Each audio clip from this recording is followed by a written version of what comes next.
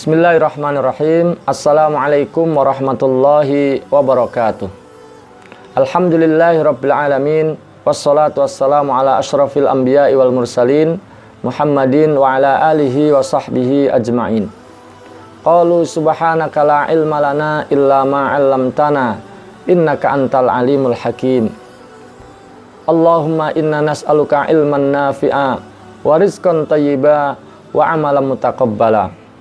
Allahumma inna na'udzubika min ilmin la yanfa' wa min qalbin la yakhsha' wa min nafsin la tashba' wa min da'watin la yustajabu laha.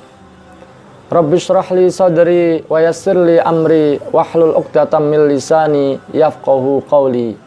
Amma ba'du. Jamaah sekalian rahimani wa rahimakumullah, pada kesempatan kali ini kita akan melanjutkan bahasan kita, yaitu kitab Riyadhus Shalihin, dan kita masih pada bab pertama, dan di kesempatan kali ini kita akan membaca hadis yang kedua. Bismillahirrahmanirrahim. An ummil mu'minin Ummi Abdillah Aisyah radhiyallahu anha qalat. Dari Ummul Mukminin, yaitu Ummu Abdillah, yakni Aisyah radhiyallahu anha, qalat, ia berkata, qala Rasulullah sallallahu alaihi wasallam. Rasulullah sallallahu alaihi wasallam bersabda, yaghzu jaisun al-Ka'bah.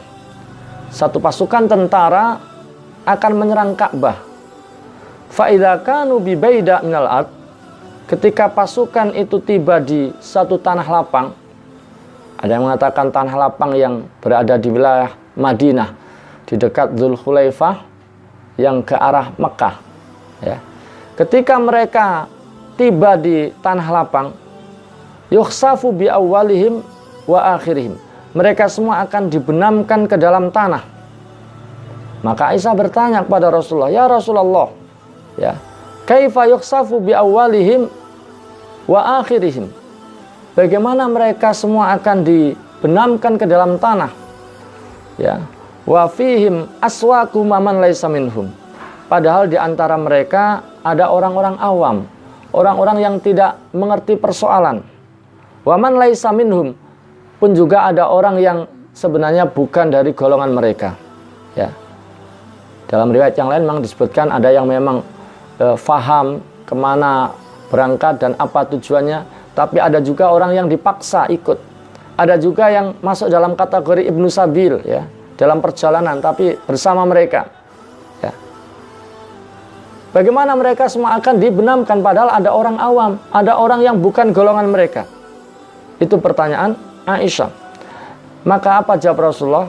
Qala yukhsafu bi awwalihim wa akhirihim tsumma yub'atsuna ala niyatihim. Mereka semua akan dibenamkan, akan dibinasakan, tsumma yub'atsuna ala niyatihim. Kemudian mereka akan dibangkitkan di hari kiamat sesuai dengan niat mereka masing-masing. Hadis diriwayatkan oleh Al-Imam Al-Bukhari dan Imam Muslim, dan lafaz ini adalah lafaz Al-Bukhari. Yang pertama kita ingin mengenal Aisyah, ya, mengenal sedikit tentang Aisyah. Jadi disebut dengan Ummul Mukminin. Aisyah adalah istri Rasulullah sallallahu alaihi wasallam. Maka siapapun yang menjadi istri Rasulullah, maka dia adalah Ummul Mukminin. Ya. Ini sebagaimana Allah Subhanahu wa taala firmankan, ya, an-nabiyyu aula bil mu'minina min anfusihim wa azwajuhu ummahatuhum. Jadi istri-istri Nabi itu adalah ibunya orang-orang yang beriman. Dan Aisyah adalah salah satu istri Rasulullah, maka beliau adalah Ummul Mukminin. Konsekuensi dari ini adalah bahwasanya setelah Rasulullah wafat, tidak boleh ada di antara orang-orang yang beriman yang boleh menikahi istri Rasulullah SAW, karena status mereka, kedudukan mereka adalah seperti ibunya. Ya. Kemudian Aisyah juga dijuluki atau disebut dengan Ummu Abdillah. Kunyahnya adalah Ummu Abdillah. Ya. Siapa Abdullah? Abdullah ini adalah anak daripada Asma, ya, saudaranya Aisyah. Aisyah tidak punya anak, ya, tapi beliau pengen punya kunyah. Maka kemudian beliau beri kunyah dengan Ummu Abdillah. Ya, kita tahu bahwa Aisyah adalah salah satu putri dari Abu Bakar As-Siddiq radhiyallahu an. Abu Bakar punya 3 orang anak laki-laki dan 3 orang anak perempuan dari ibu yang berbeda ya.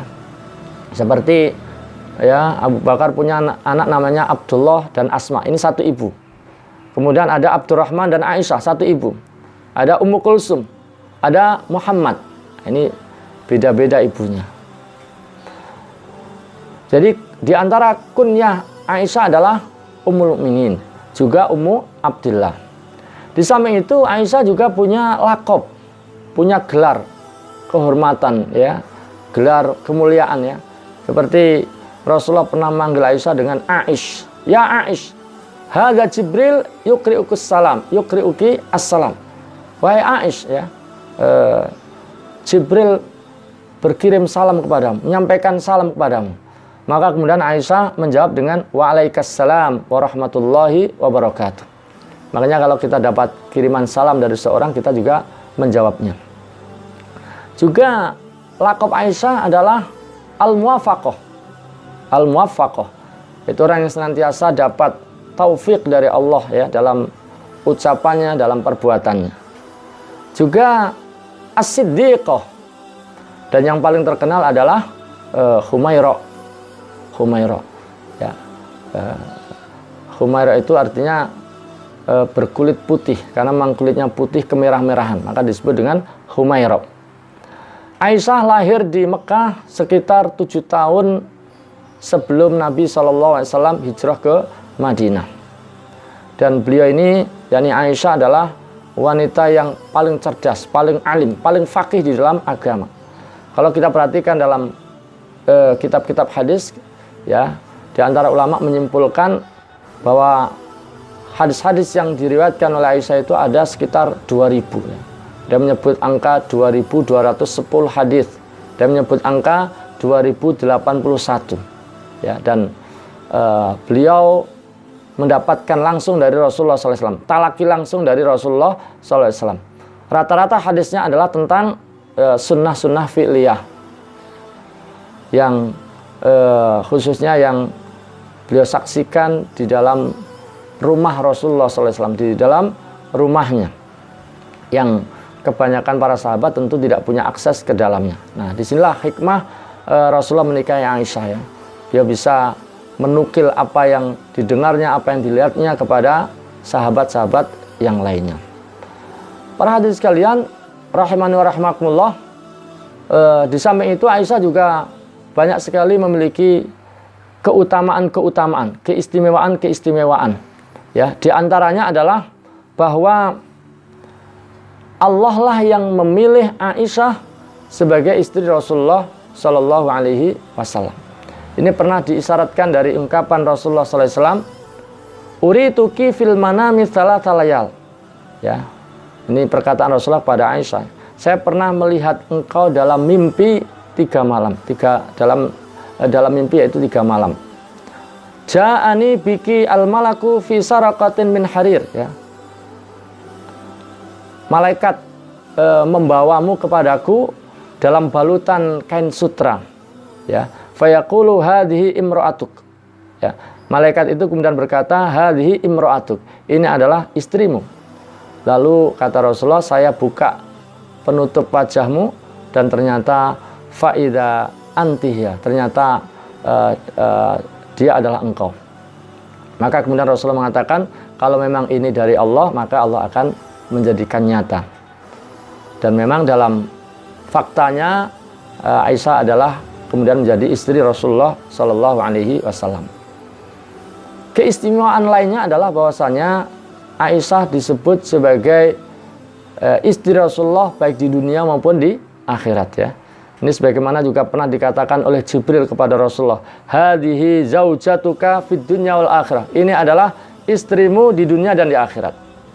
Dan itu pula yang pernah dikatakan oleh Ammar ya, ketika berbicara tentang Aisyah ya. Inni la'alamu annaha zaujatu nabiyyikum fid dunya wal akhirah. Sesungguhnya saya tahu bahwa dia adalah, yakni Aisyah adalah istri Nabi kalian baik di dunia maupun di akhirat.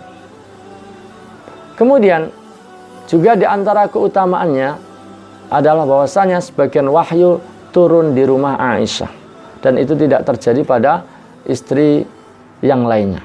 Rasulullah pernah bersabda, demi Allah, ya, tidaklah turun kepadaku wahyu sementara saya berada ya di dalam selimut seorang wanita ya selain daripada Aisyah. Kemudian di antara orang yang sangat dicintai Rasulullah adalah Aisyah. Ya. Ini tergambar dari jawaban Rasulullah SAW ketika ditanya oleh Amr bin As, ya, ayun nasi ahabbu ilaik, ya Rasulullah, siapa yang paling kau cintai? Maka Rasulullah dengan terang mengatakan Aisyah. Aisyah. Maka Amr kemudian bertanya, kalau dari kalangan laki-laki siapa? Maka Rasulullah kemudian mengatakan abuha, yaitu bapaknya. Yaitu tentu yang dimaksud adalah Abu Bakar As-Siddiq. Kemudian sebagai orang yang beriman, kita wajib mencintai Aisyah. Karena mencintai Aisyah sama dengan mencintai Rasulullah SAW. Bahkan kita juga tidak boleh ya menyakitinya. Ya. Terkait dengan kewajiban mencintai Aisyah ini sebagaimana diisyaratkan dalam perkataan Rasulullah kepada Fatimah. Ya.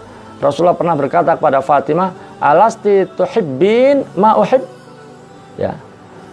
Tidakkah engkau mencintai apa yang aku cintai? Ya. Maka kemudian Fatimah mengatakan, bala, betul wahai ayah. Maka kemudian Rasulullah mengatakan fa'ahibbihi, fa'ahibbi hadhihi. Oleh karena itu cintailah, ya, cintailah wanita ini. Dan yang dimaksud adalah Aisyah radhiyallahu anha. Ya. Dan kita nggak boleh menyakitinya, tidak boleh menyakiti Aisyah, karena menyakiti Aisyah sama dengan menyakiti Rasulullah Sallallahu Alaihi Wasallam. Ini yang pernah dikatakan oleh Rasulullah kepada Ummu Salamah, ya Ummu Salamah, la tu'dhini fi Aisyah. Wahai Ummu Salamah, jangan kau sakiti aku terkait dengan Aisyah.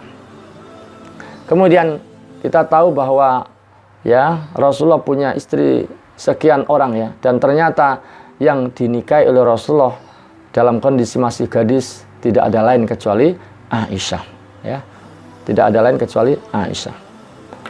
Ketika Rasulullah SAW ya menjelaskan tentang wanita-wanita yang memiliki kesempurnaan, kalau laki-laki banyak kata Rasulullah ya, tapi kalau terkait dengan wanita ternyata Rasulullah hanya menyebut beberapa yang memiliki kesempurnaan, dan di antara yang disebut Rasulullah adalah ya Maryam ya binti Imran, kemudian Asiyah istrinya Fir'aun, dan di antara yang disebut Rasulullah adalah Aisyah putri Abu Bakar Siddiq radhiyallahu an. Kemudian ketika sakit Rasulullah SAW ingin dirawatnya itu di rumah Aisyah. Kita tahu istri Rasulullah ada sekian dan beliau adalah orang yang adil. Beliau membagi ya gilirannya dengan adil ya. Ya, hari apa di mana. Maka ketika beliau sakit, beliau bertanya, di mana giliran saya besok? Ya. Aina ana ghadan, di mana giliran saya besok? Ketika kemudian dijawab bahwa gilirannya, jadwalnya di rumah Aisyah, beliau menjadi tenang ya. Dan itu menunjukkan bahwa memang beliau sangat pengen dirawat ya di rumah Aisyah. Dan memang bukan hanya dirawat di rumah Aisyah, bahkan Allah Subhanahu wa taala menakdirkan Rasulullah SAW itu meninggal di rumah Aisyah.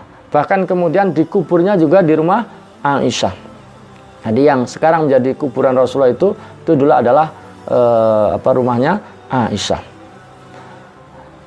Dan itulah salah satu di antara kenikmatan yang dirasakan oleh Aisyah yang Allah berikan kepadanya. Ini pernah diungkapkan, inna min ni'amillahi alayya anna Rasulullah SAW tuwfiya fi baiti wa fi yaumi wa baina sahri wa nahri wa anna Allah jama'a baina riqi wa riqahu inda mauti.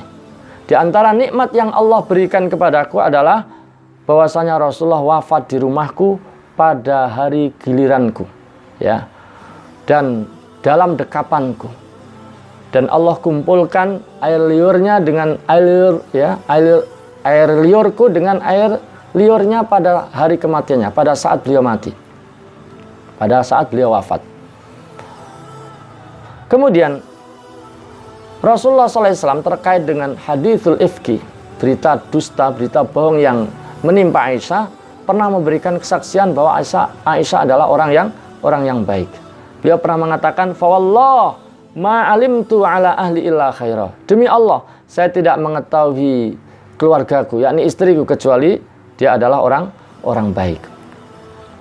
Dalam kaitan dengan yang lain, kalau kita perhatikan ya, terkait dengan hadisul ifki, maka yang membersihkan namanya, yang sebelumnya namanya tercemar karena tuduhan orang-orang munafik, adalah Allah Subhanahu wa taala langsung. Allah turunkan ayat yang membebaskan Aisyah dari segala tuduhan yang dihembuskan oleh orang-orang munafik. Kalau kita bandingkan dengan yang lainnya, misalnya Nabi Yusuf alaihissalam ketika mendapatkan musibah, dituduh akan melakukan tindakan jahat kepada Imro'atul Aziz, ya, akan memaksanya, ya. Maka yang membela dengan memberikan kesaksian pembelaan itu adalah syahidun min ahliya, seorang saksi dari keluarga Zulaikha, keluarga Imro'atul Aziz tadi, ya, anak kecil yang memberikan kesaksian bahwa yang bersalah adalah wanita tersebut, bukan Nabi Yusuf. Begitu pula Maryam, ketika kemudian Allah takdirkan hamil tanpa seorang suami, orang mencerca, mencemooh, ya, membuli, maka kemudian ya Allah takdirkan anaknya yaitu Isa bisa berbicara, dan perkataannya, pembicaraan itu kemudian membersihkan nama daripada Maryam. Ya, di dalam Al-Qur'an disebutkan, ya, saat dalam buayan atau dalam gendongan Maryam, ya, Nabi Isa berkata, "Inni Abdullah ataniyal kitab wa ja'alni nabiyya." Ya, sesungguhnya aku adalah hamba Allah. Allah berikan aku kitab, wa ja'alani nabiyya, dan Allah jadikan aku sebagai seorang nabi. Ini beda dengan Aisyah, ya, yang membersihkan namanya, yang membebaskan dari segala tuduhan, yang menjelaskan bahwa yang menghembuskan, yang menyebarkan berita bohong itu adalah orang-orang munafik, yang melakukan itu adalah Allah Subhanahu wa taala. Allah mengatakan, "Innalladzina ja'u bil ifki usbatum minkum." Sesungguhnya orang-orang yang datang membawa berita dusta itu adalah segolongan di antara kalian, yaitu orang-orang munafik. Jamaah sekalian rahimani wa rahimakumullah, itu di antara hal yang terkait dengan Aisyah. Kita kembali lagi kepada hadis tadi, ya. Apa pelajaran yang kita bisa ambil dari hadis yang kita baca tadi? Yang pertama, kita wajib percaya dengan berita yang disampaikan oleh Rasulullah Shallallahu Alaihi Wasallam, karena semua yang dikatakan Rasulullah adalah benar. Semua yang dikatakan Rasulullah adalah pada hakikatnya wahyu. Rasulullah tidak berbicara dari hawa nafsunya. Yang dibicarakan, yang dikatakan adalah wahyu dari Allah Subhanahu wa taala. Wa ma yantiqu 'anil hawa in huwa illa wahyu yuha. Termasuk yang dikatakan Rasulullah adalah tadi bahwa akan ada pasukan. Saat Rasulullah mengatakan belum terjadi, tapi Rasulullah mengatakan akan ada pasukan yang menyerang Ka'bah. Ya. Maka wajib kita imani bahwa peristiwa itu akan terjadi. Kita wajib percaya karena yang mengatakan adalah utusan Allah Subhanahu wa taala, dan kita bersaksi bahwa beliau adalah wa asyhadu anna Muhammadar Rasulullah. Adapun terkait dengan pasukan siapa, dipimpin siapa, di masa siapa, ini soal kedua, soal berikutnya. Tapi ketika Rasulullah mengatakan bahwa Ka'bah akan diserang oleh satu pasukan, kita wajib percaya. Semua yang dikatakan Rasulullah, kita wajib mengimaninya. Baik yang dikatakan kaitannya dengan peristiwa-peristiwa sebelum diutusnya Rasulullah SAW, kejadian-kejadian masa lampau, kita wajib percaya. Kejadian-kejadian yang akan datang, kita wajib percaya. Termasuk perkataan Rasulullah bahwa Ka'bah akan diserang, juga kita wajib percaya. Ya, memang ada yang mengatakan itu terjadi di masa Ibnu Zubair, ya. Ada di antara riwayat yang mengatakan itu. Tapi saat Rasulullah mengatakan itu belum terjadi. Termasuk kita juga wajib percaya dengan apa yang dikatakan oleh Rasulullah berkaitan dengan misalnya peristiwa-peristiwa setelah seseorang meninggal, ya. Ada nikmat kubur, ada azab kubur, kemudian nanti ada hari berbangkit, ada yaumul jaza, ada surga dan ada neraka, dan yang terkait dengan itu semua kita wajib mengimaninya. Kemudian yang kedua, hadis ini juga memberikan pelajaran kepada kita agar kita tidak berkawan dengan orang-orang ahli maksiat, agar kita tidak berkawan dengan orang-orang zalim, orang-orang yang melakukan kemungkaran, ya.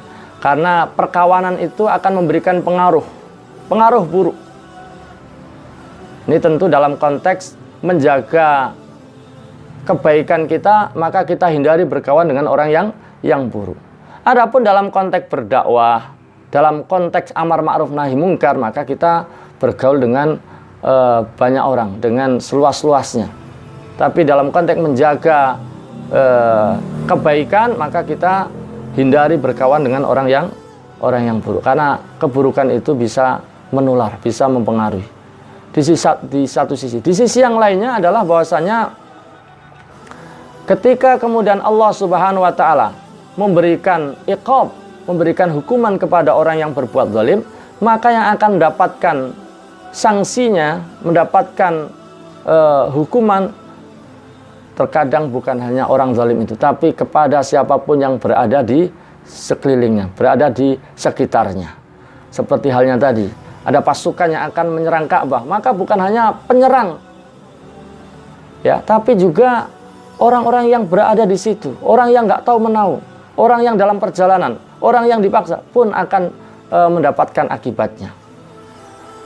Makanya dari hadis ini Imam Malik, ya, ini punya istimbat, ya, tersendiri terkait dengan orang yang berkawan atau orang yang duduk bersama dengan orang yang minum khamr. Ya, kita tahu peminum khamr itu ada hadnya, ada hukumannya.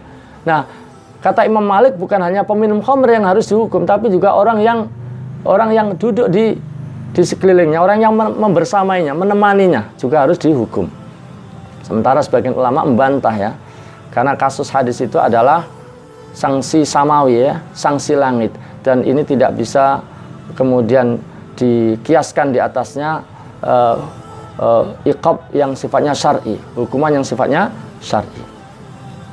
Jadi di antara yang kita bisa ambil pelajaran dari hadis ini adalah agar kita tidak berkawan dengan orang yang berbuat maksiat, orang yang senantiasa melakukan kezaliman, agar kita tidak kena imbasnya. Ini dalam konteks menjaga kebaikan, ya. Tapi dalam konteks berdakwah kita bisa bergaul dengan seluas-luasnya. Dan tentu hadis ini sekaligus juga menganjurkan agar kita memilih, ya, teman itu adalah teman yang baik. Agar kalau kita baik, kita bisa menjaga kebaikan, kita bisa istiqomah. Ya. Kalau kita misalnya lalai, ada yang mengingatkan. Jadi larangan berkawan dengan orang yang baik, tapi juga hadis ini memberikan isyarat agar kita berkawan dengan jadi hadis tadi menjelaskan larangan berkawan dengan orang yang buruk, dan sekaligus juga menganjurkan agar kita berkawan dengan orang yang baik. Kemudian di antara isi daripada hadis ini adalah hisab orang, perhitungan seseorang di hari kiamat nanti itu tidak hanya didasarkan pada zahir, tapi yang justru yang paling menentukan, ya, paling penting adalah terkait dengan batin, terkait dengan niat. Ya. Seperti kasus tadi, secara zahir mereka semua dibinasakan oleh Allah, tapi dibangkitkannya adalah sesuai dengan niatnya masing-masing. Yang memang mau menyerang Ka'bah akan dihisab sesuai dengan amalnya tersebut. Tapi yang memang tidak tahu menahu, tapi karena berada di situ, maka nanti dibangkitkannya juga sesuai dengan niatnya, tidak akan ikut dihukum, ya. Ini kalau di akhirat. Jadi orang akan dihisab berdasarkan niatnya. Untuk di dunia, ya, untuk di dunia, maka interaksi kita dengan orang lain adalah berdasarkan sisi-sisi lahiriah, ya.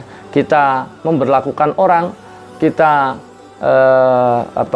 menghakimi atau menghukumi orang adalah berdasarkan yang nampak, ya, berdasarkan bukti-bukti lahiriah. Adapun terkait dengan batinnya, terkait dengan hatinya, maka kita serahkan kepada Allah Subhanahu wa taala. Demikian para jamaah sekalian, penjelasan terkait dengan hadis ini, mudah-mudahan ada faedah dan manfaatnya. Kurang lebihnya maaf, dan insya Allah nanti kita akan lanjutkan di kesempatan berikutnya. wal afu minkum. Assalamualaikum warahmatullahi wabarakatuh.